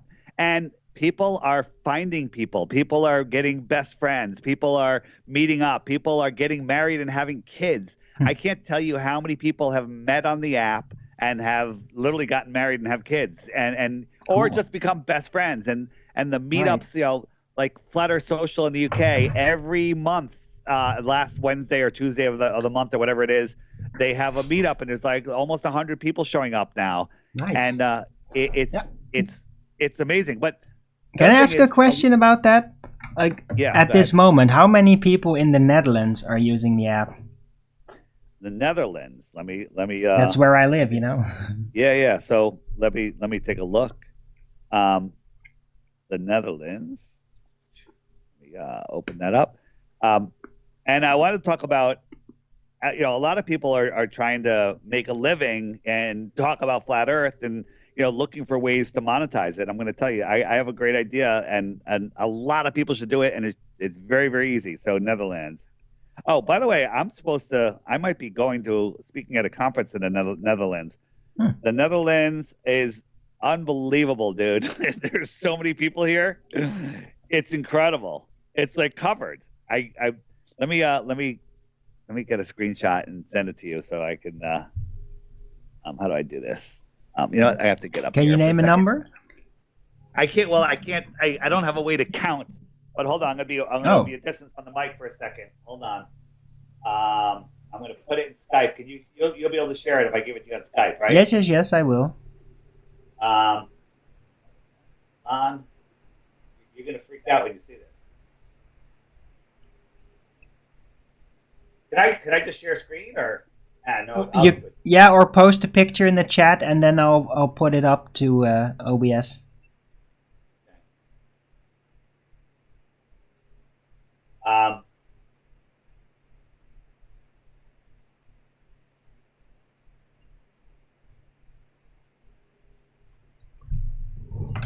Right. So I'll just say that for now.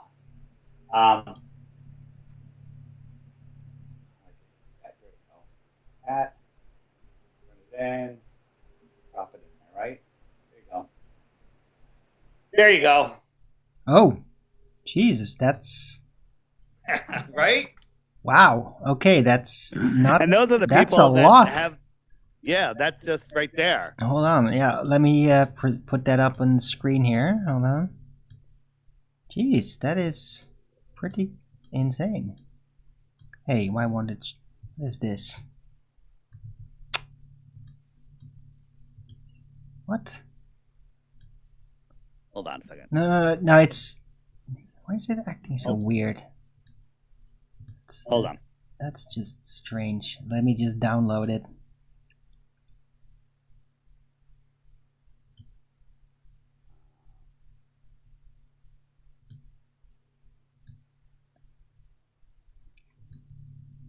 How do I...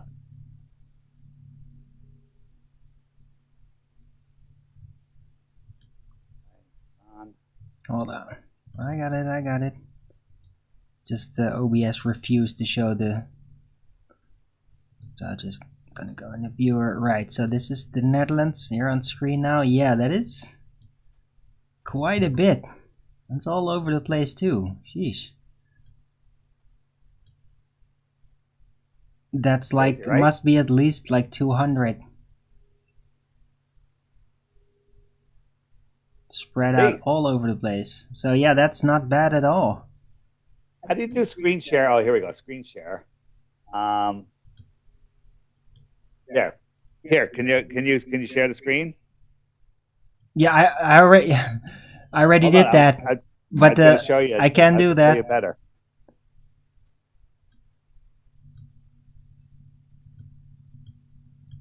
It refuses the screen share the Skype. I don't know why. OBS refuses. But I got that picture. I got it. All right, that's fine. I put it on screen. So everybody got to see it. I don't know why it refuses to show the Skype screen in OBS. That's all right. That's all right. So my so on the app I have a books section, and now I have it divided up into into different categories, more land, biblical, children's books, and historical, whatever. And I tell people, make a children's book. You know the book Good Night Moon? No. Do you guys have that in the Netherlands? It's a little thin little book, and it's a little rhyme, Good Night Moon, about a kid that sees the moon and he says goodnight to it. And it sold hundreds of millions of books sold on this little, and it's just like crappy images and a rhyme, and just little kids love it. It was a huge hit. Write a flat earth children's book. The fastest growing market ever. It's the fastest growing market ever. And the problem is a lot of people can write books, but like, oh, I don't have any money. I can't publish it. You don't need to publish it. You can do self-publishing on Amazon, on all these different platforms. You just upload your PDF, and then as it sells, they print, deliver, bill, they do everything, and then pay you a commission. You don't have to put any money up front. Right. Zero. And so the problem is, how do you advertise it? If you make a good children's book, I will put it on the app and I will feature it where you get a pop-up, hey, new book added, children's book. And people go to the children's section, and the children's books, flat earth books, are going to be the hottest selling items over the next decade if we're still alive. Right. Yeah, that's worth noting. I'm not exactly about making books. It's not like asking you to write a novel. It's not asking you to write a course. You write a children's book, and guess what? Don't tell anyone I told you this. You can get AI to help you make it rhyme. You can get AI to friggin' write the whole thing for you, okay? And then just edit it a little bit, put a little human touch into it. But it is so easy. You can literally probably do it in a day. And the images, hey, now with AI images, holy crap, you can make the most incredible images. Or just do it yourself, paint it yourself, real, human drawn and images. Do that. I'm telling you, anybody that puts their mind to it can get a great book out there with very little effort. So that's my pitch for someone that's looking for their muse. Oh yeah, that's Flutter Sage. Yeah, he's a painter. He makes really interesting paintings. Like it's like a modern art painter that actually makes modern art that's actually interesting, which is rare. Because I don't really like modern art too much, but what he does is very fascinating. So, Duper Poons? Is that Duper Poons? Yeah. Am I saying that right? He says make balloons that say anti-gravity. That's cool, but then you got physical balloons. You got to put helium in them, and then who's going to be?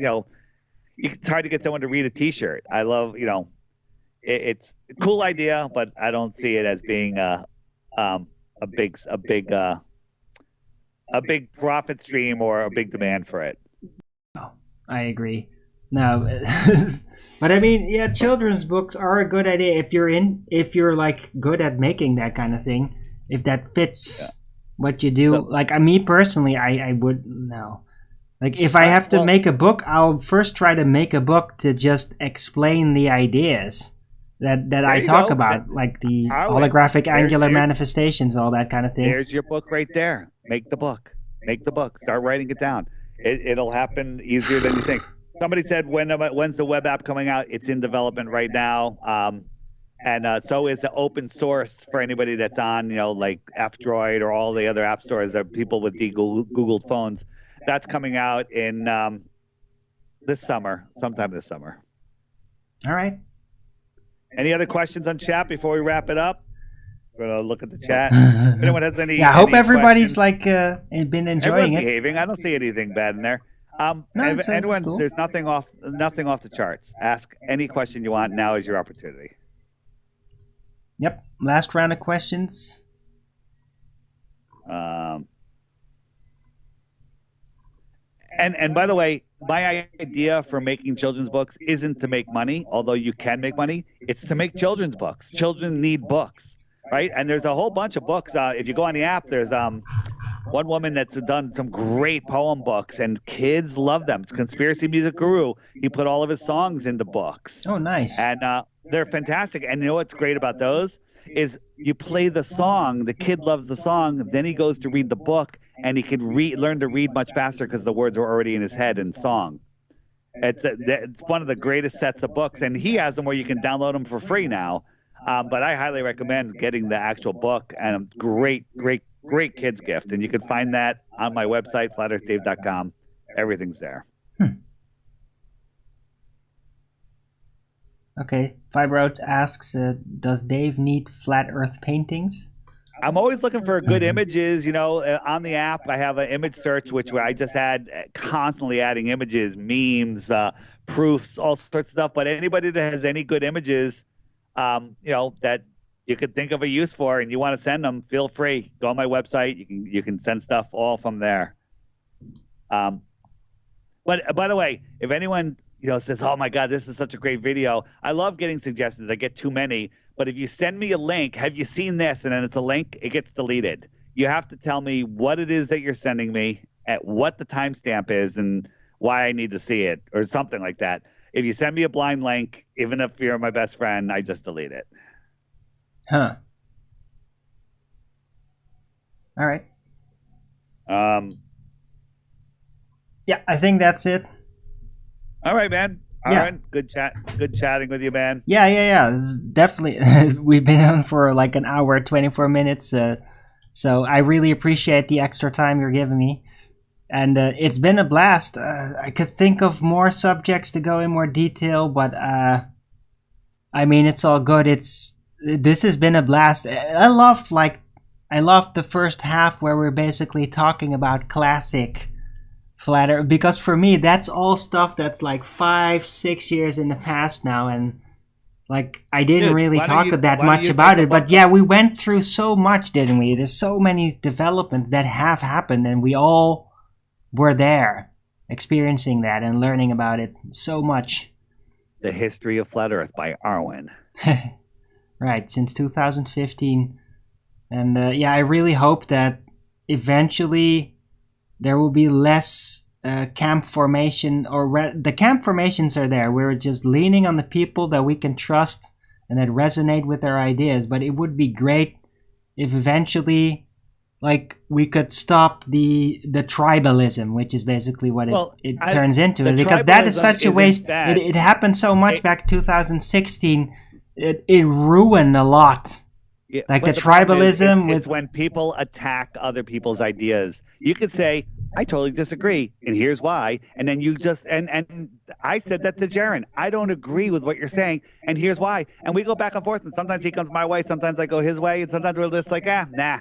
And that's fine. But attacking other people's ideas and saying that it's stupid and it needs to be done the way that you think it needs to be done is the dumbest crap ever, and it never, ever, ever has worked ever in history. It never has worked, so why do it? Even if those suggestions are actually good, if you do it that way, people will be unreceptive. It's like I've gotten advice from people in ways where it would like really hurt my ego, and then even though it was good advice, even though I could see it at that point, I would like refuse it, even though it was to my own detriment, because I simply couldn't handle the way that was handed to me. And then only way afterward I might actually pick up on it because my direct ego was no longer bruised from it. So yeah, the way that you communicate a difference in opinions is very important. But it's also important that even if somebody says something in the wrong way, that you still try to listen to it. Because if they're going to disagree, they're going to disagree for a reason. And you got to figure out what that reason is, right? I mean, in Flat Earth debates, there have been a lot of that, but it is well founded. Like the reasons that they gave these suggestions were good suggestions.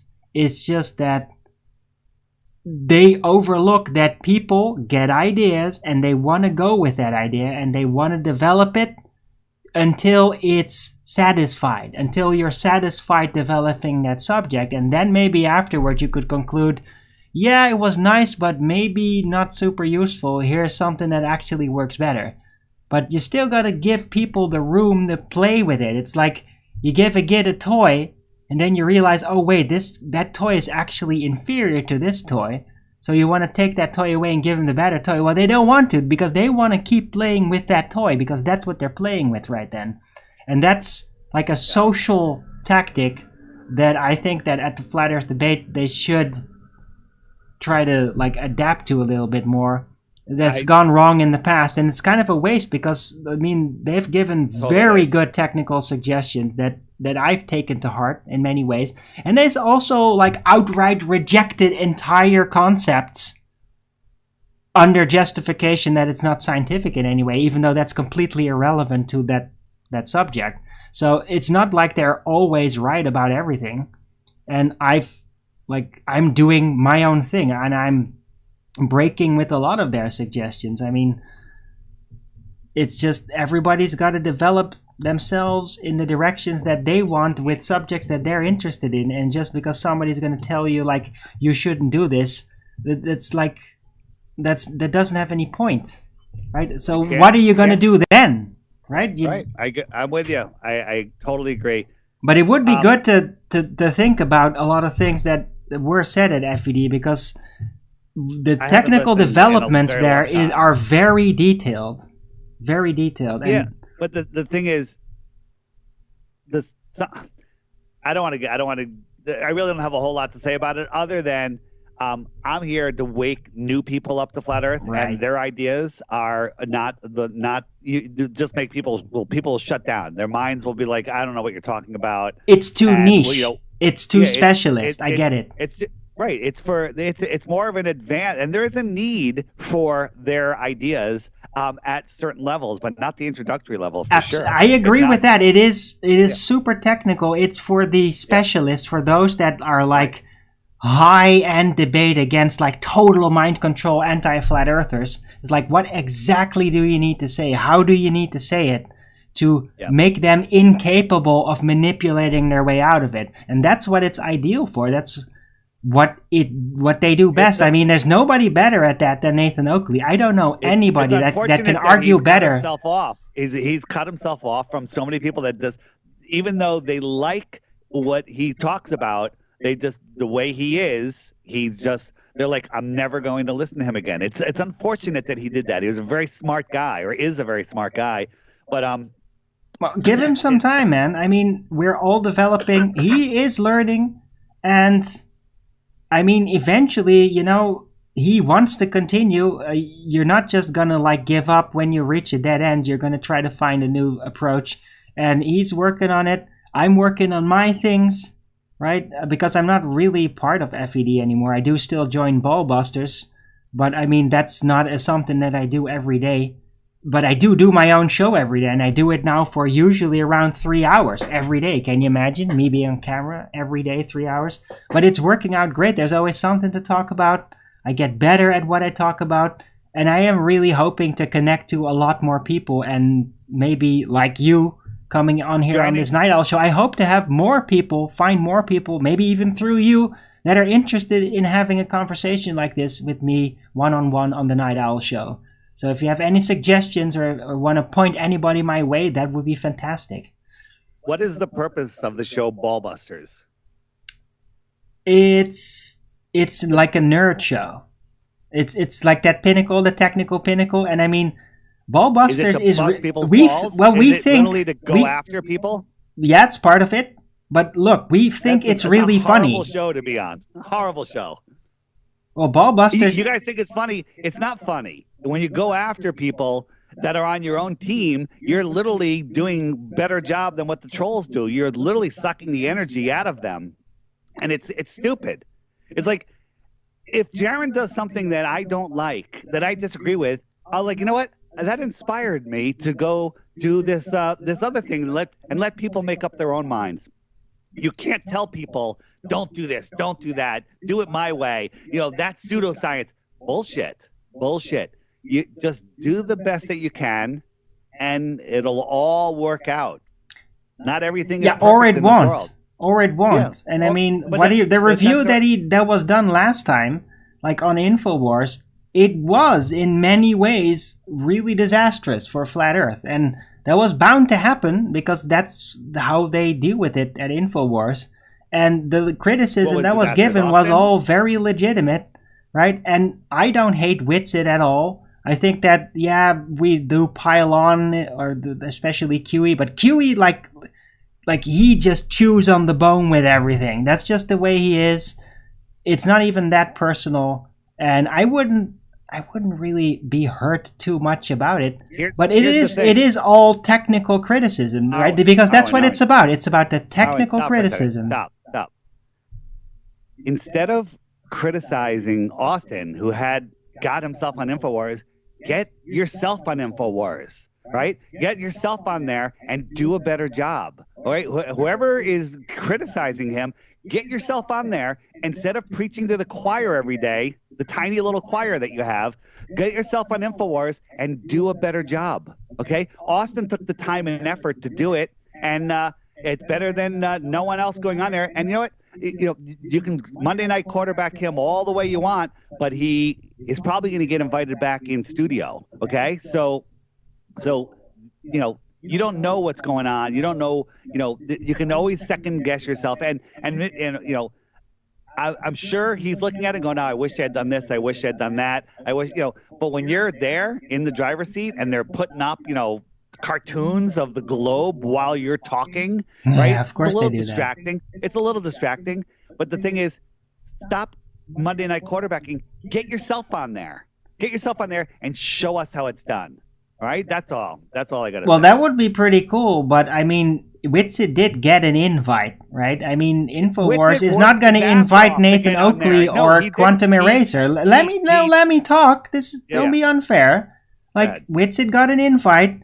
Quantum Eraser, Nathan Oakley are never, ever going to get an invite. With the reputation they have, they will be kept with a pole, 10-foot pole at distance at all time. Their names will never be mentioned. Because the technical argument, the technical arguments that they do have are too devastating to maneuver past because they have been designed that way. It's like it's too much, right? And that's part of the reason why people like Witsit get invited, because they're more amicable, they're more dynamic, they're more willing to give the globe believers a little bit of speculation room, which is something that is particularly avoided over at the Nathan Oakley camp. Do you think that it would be better if nobody was on InfoWars? I don't think it really matters all that much. I think it's a good opportunity for people to learn about Witsit, and maybe, it's good for him advertisement-wise, but it doesn't progress. Hold on, it doesn't progress flat earthism at all. And I've checked that chat while that was happening. People were not super enthusiastic about it. And I mean, even flat earthers, a lot of them were just like, why the hell? You just keep talking about the stars and all that. And you're not talking about the earth. And yeah. I mean, there's a point to that. But I mean, look, it was what it was. I didn't really hate it. I think it was partially a wasted opportunity. But I mean, it's exposure and it's all good. I was part of the Ballbusters, but if you might have heard that I wasn't like cursing on it or anything. I'm just sitting there and mostly pointing out hey, when are you actually going to talk about flat Earth? Both to Harrison and to Witsit, because they just kept talking about the celestial bodies, and Witsit just kept taking geocentric points instead of hey, how about the Earth actually being flat? But yeah. I get it. The thing is, instead of criticizing, go get, put your own guy on there and do a better job. I'd love to go on InfoWars. Austin, myself, other people are making the effort and getting on these shows. So, go ahead and do it. But if you've painted yourself into a corner where nobody will have you on, it's not our fault. Well, we don't really know what that means, painting yourself in a corner so nobody will have you on. I mean, arguments that are good are arguments that are good. I think that my attitude is sufficiently improved that I could probably be invited on a show like InfoWars. But then again, I'm a very small channel, and they don't have respect for very small channels, and that is a fact.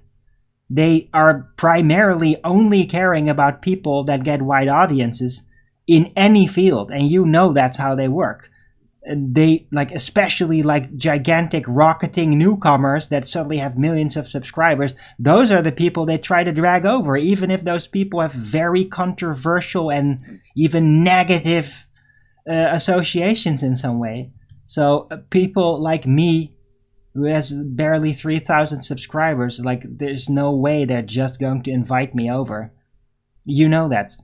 Listen, I'm with you. I could second guess what Austin did on there all day long, and if I was on there, everybody can second guess what I did. So, well, you have been on there plenty of times, right? I have. All right. And you've done a pretty good job, I think. Like, we've actually at Flat Earth Debates, we reviewed you at the time, and it wasn't all good, but you definitely made a couple of good points as well. Where it's like, yes. So don't forget, at FED, you might not like it, you might not watch it, I get it, but it's not just let's crack down on him. When you do something good, when you make a technical argument that's really good and that a Glober cannot overcome, you will get an applause from the guys. You will. Yeah, well, they are honest about that. That's fine. That's all fine. You know, honestly, I had a vision of, getting on shows with a panel like me, Jaron, and Nathan, and we all have our strengths, and it would be, it would be amazing, but it wouldn't work. It would be too much getting in each other's way. I mean, no, I disagree. I've done shows with multiple people, and it works out very, very well. Yeah, but that's you, David. You are a very flexible, dynamic, amicable guy. You're talented at doing that. You can like even take a punch and still like come back and fix it. Like, not everybody can do that. Like, I don't even know if I can do that. I want to be somebody that can do that. But I mean, I've not been that flexible in the past. So, but yeah, not everybody can do that. And Nathan can do it under certain conditions. But I mean, there has to be like a more of a peace agreement before he'll get to that point. Because it is a matter of trust too for him. It just works. I don't know if you can answer, but why did Nathan sign up for debatism on Jaron's channel? He's hosting debates. He had friggin' Brenda on. He'd have Nathan on. Just debate somebody on there for a little exposure. Maybe he can win some hearts back. Maybe. I mean, Nathan has been going around on some other platforms, but I haven't really joined FED in what is now 2.5, 3 months. So I'm not even fully aware of what he's doing, but he is trying to contact other people and just do more stuff out there. So he's trying. Right. Very good. But you'd have to talk to him about it, because I'm not, to be fair, I'm not really keeping track anymore. I left there for a reason. I needed my space, and I needed some space to be able to do things how I want to.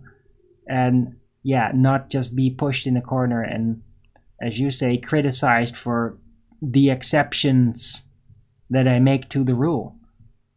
So, right?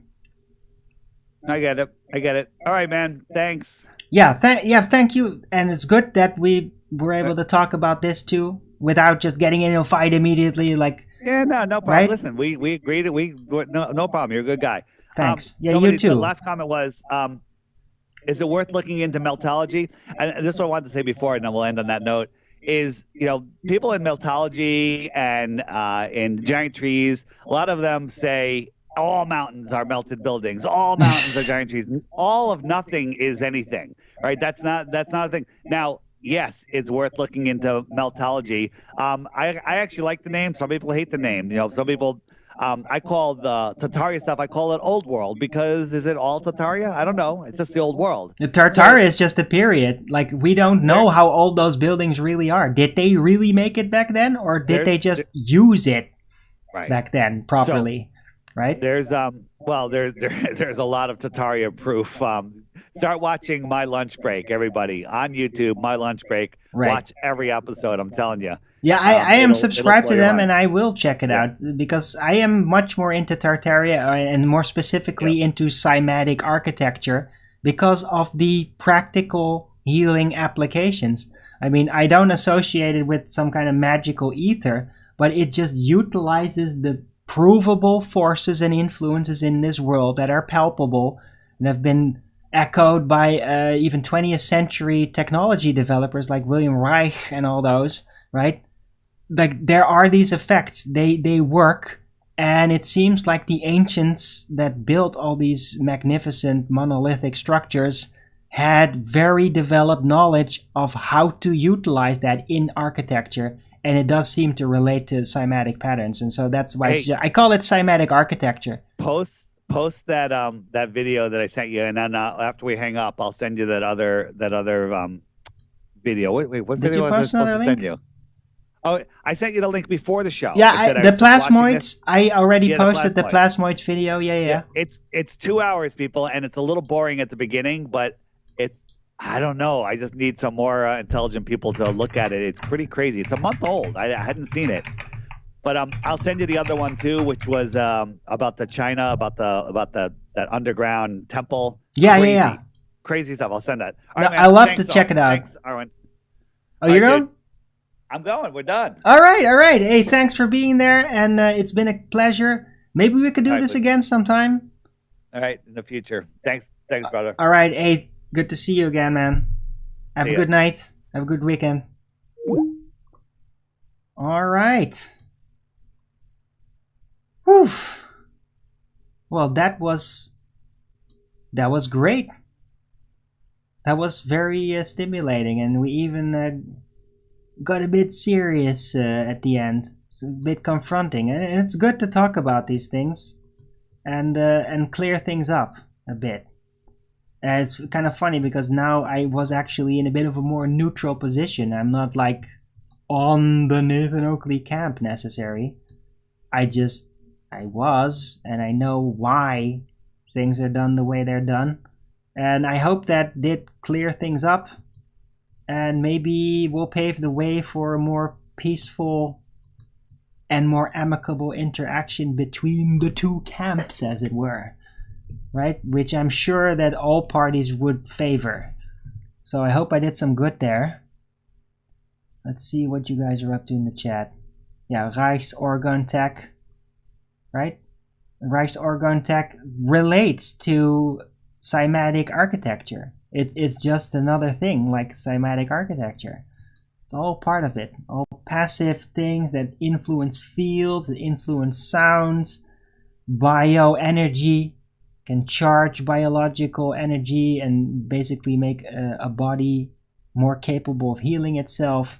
Yeah, cymatic architecture is like a whole well of incredible engineering knowledge, and I'm into it, and I want to get more into it. I like this idea that you just have a room, and that because of the way the buildings is built, you just sit in that room. You maybe somebody bangs a bell or something, and you just charge up and you heal or something. I mean, what could you think of a more epic thing to exist than that, So bridge building, yeah, I do my best, right? I mean, we're all flat earthers. We approach things differently, but I mean, if we all just understood each other and each other's intentions and each other's priorities better, and held that in mind as we reject or accept, then eventually we can come to a better understanding and basically not cross the streams in a bad way by accident or because of misunderstanding. And so hopefully, eventually, after all the infighting, camp forming, splitting up, tribalism, we can eventually end up all coming back together again. Because we've all completed our individual journeys, and I mean, how could you not end up together again, Right. So I really hope you all enjoyed this show. It's been longer than I thought it was. I mean, we were scheduled for 1 hour and we kept on for 1.5 hours. So that's awesome. Let's see. Yeah, the plasmoids video, very interesting. I mean, it sounds like that's about transmutation. And hey, transmutation of matter, I mean, that is absolutely fascinating. Would you guys agree? And that could be very important. And transmutation is one of those things. It can well, literally transform things. It could have. It's like the core of the idea of alchemy. So if there are ways that are now controlled to figure out how to transform material into another material, that is incredibly interesting. So I will check out that video, and hopefully David will find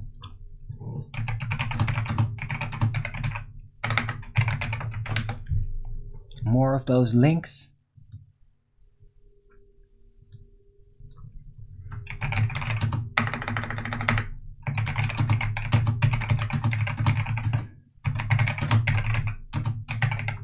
And yeah, and again, a special thanks to David Weiss for partaking in the show. It's been great. I really liked it, and I'm very glad that we were able to be a bit confronting and still stay amicable, because yeah, a lot of feathers have been ruffled in the past, and it is kind of a shame that it happened the way it did. I'm not even like gonna blame anybody. It's just like, it's like too bad, man. I mean, even back then it was this like deep sigh, like why does this have to happen like that? Well, we could just accomplish so much better if we could just like get focused and on one line. But it wasn't meant to be back then, and it might be able to work like that in the future. Who knows? Anyway, excited for what's to come next. Yeah, well, what will come next, of course, is just the Flat Earth Early Bird Show number 1928, I think, on a Saturday. But yeah, I don't know who's going to be the next guest to invite over at the Night Owl Show. I mean, David Weiss is a pretty big channel to have over. And yeah, I really hope that somebody will check it out and be like, hey, I want to be a guest on the Night Owl Show, because I'm loving to get more guests on, and even in different directions. Right? It doesn't even have to be all about Flat Earth all the time, although it would be great to. Maybe a Tartaria guy, right? Somebody that I'd really love to have over, although I doubt that they will just do it, would be like somebody from Mind Unveiled. I mean, holy shit, those guys really impressed me. And I'd love to hear more detail in like a private conversation setting. That would be amazing if I could get them over. But I don't know if they even do that. No, I will not get fucking cats on. Yeah, that's a waste of time. No, I'm only gonna have people over that are actually gonna be interesting to talk to, not people who spam my chat with absolute nonsense and try to play games with me. I'm not gonna have them on a Night Owl Show. Right? I might have Flat Earth Sage on though. I think that we were going to do that at some point anyway. And yeah, if you're a regular, you're a wrench keeper on my show, then I will have you on. Like, that's part of the thing. Like, you got a wrench? Yeah, I'll probably have you on then. Because at least I trust you enough to have you on. My lunch break guy. Well, look, Fibroids, I haven't even watched a video yet of that guy. Like, I'm not just gonna have anybody over when I literally don't know anything about them. Right? I mean, it might be cool, but let's just watch an actual video first. And then maybe it's really cool and I would invite him over. But we'll see. Martin will come on? Which Martin? Martin Liedke? Yeah, Martin Liedke would be nice. I mean, Martin Liedke was like one of the first live hangouts I did on my channel was with Martin Liedke. That was fun. Right. So yeah, Flat Earth Sage, maybe I'll have you over the next time. Right. Anyhow, I think I'm gonna round out the show because I'm kind of hungry. I didn't really have dinner yet, and I've got a hamburger that I still have to assemble from scratch with my name on it. I'm really looking forward to that. I'd like to see awake souls. No. It just...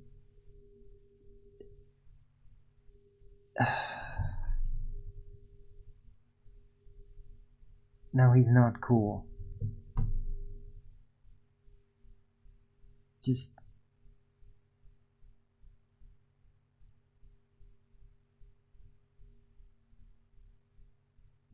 like, do you even know who the hell he is?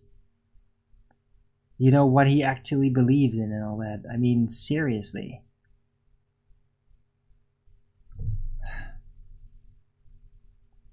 Learn about some plants with Flatter Sage? Yeah, maybe. We'll figure it out. I mean, it's got to be interesting, though. I mean, just talking about plants alone, I mean, it's not really super riveting subject for the Night Owl show. I really do want it to be Flat Earth Tartaria or anything in that direction. Maybe about how cymatic architecture can stimulate plant growth or something like that, or how like to use copper tools and how that helps, or copper ring, like the exceptional types of influences that are kind of forgotten that can be used in gardening. That might be an interesting subject to talk about, Flat Earth Sage, right? That sort of thing. But yeah, for now I'm just gonna stick to Flat Earth Early Bird Show and let this one rest. So thanks everyone for coming to this Night Owl Show number 9 with David Weiss. Again, thanks David Weiss for coming on and yeah, providing a very interesting conversation. I really did enjoy that. Hope we didn't overtalk too much. I really did my best to like give him his room. I do have a tendency to overtalk people because yeah, I'm just a blabbermouth, and it's kind of the Alex Jones effect. He does it even worse. Like somebody starts a sentence and like after 1/3 you just have to roll in there and just... I'm glad I'm not as bad at it as Alex Jones, but I do have a bit of that tendency. I have like a very impulsive response to something when it's just halfway being said. Right, I hope you all enjoyed the show. If you did, then don't forget to Rogans it up. And if you haven't already, subscribe to my channel and hit the bell notification so you know when I'm going live, which is, well, with the Night Owl show, it's probably mostly around 8 p.m. Amsterdam time. This might be 10 p.m. depending on when somebody has time to do it. And of course, Early Bird show is 2 p.m. Amsterdam time always.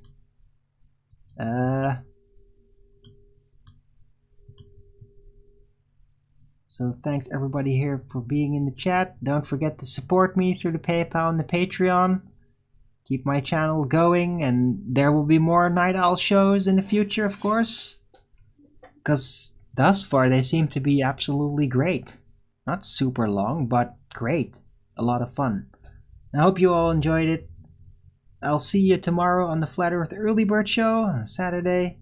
And yeah, have a great Friday night. And until the next video, keep it flat.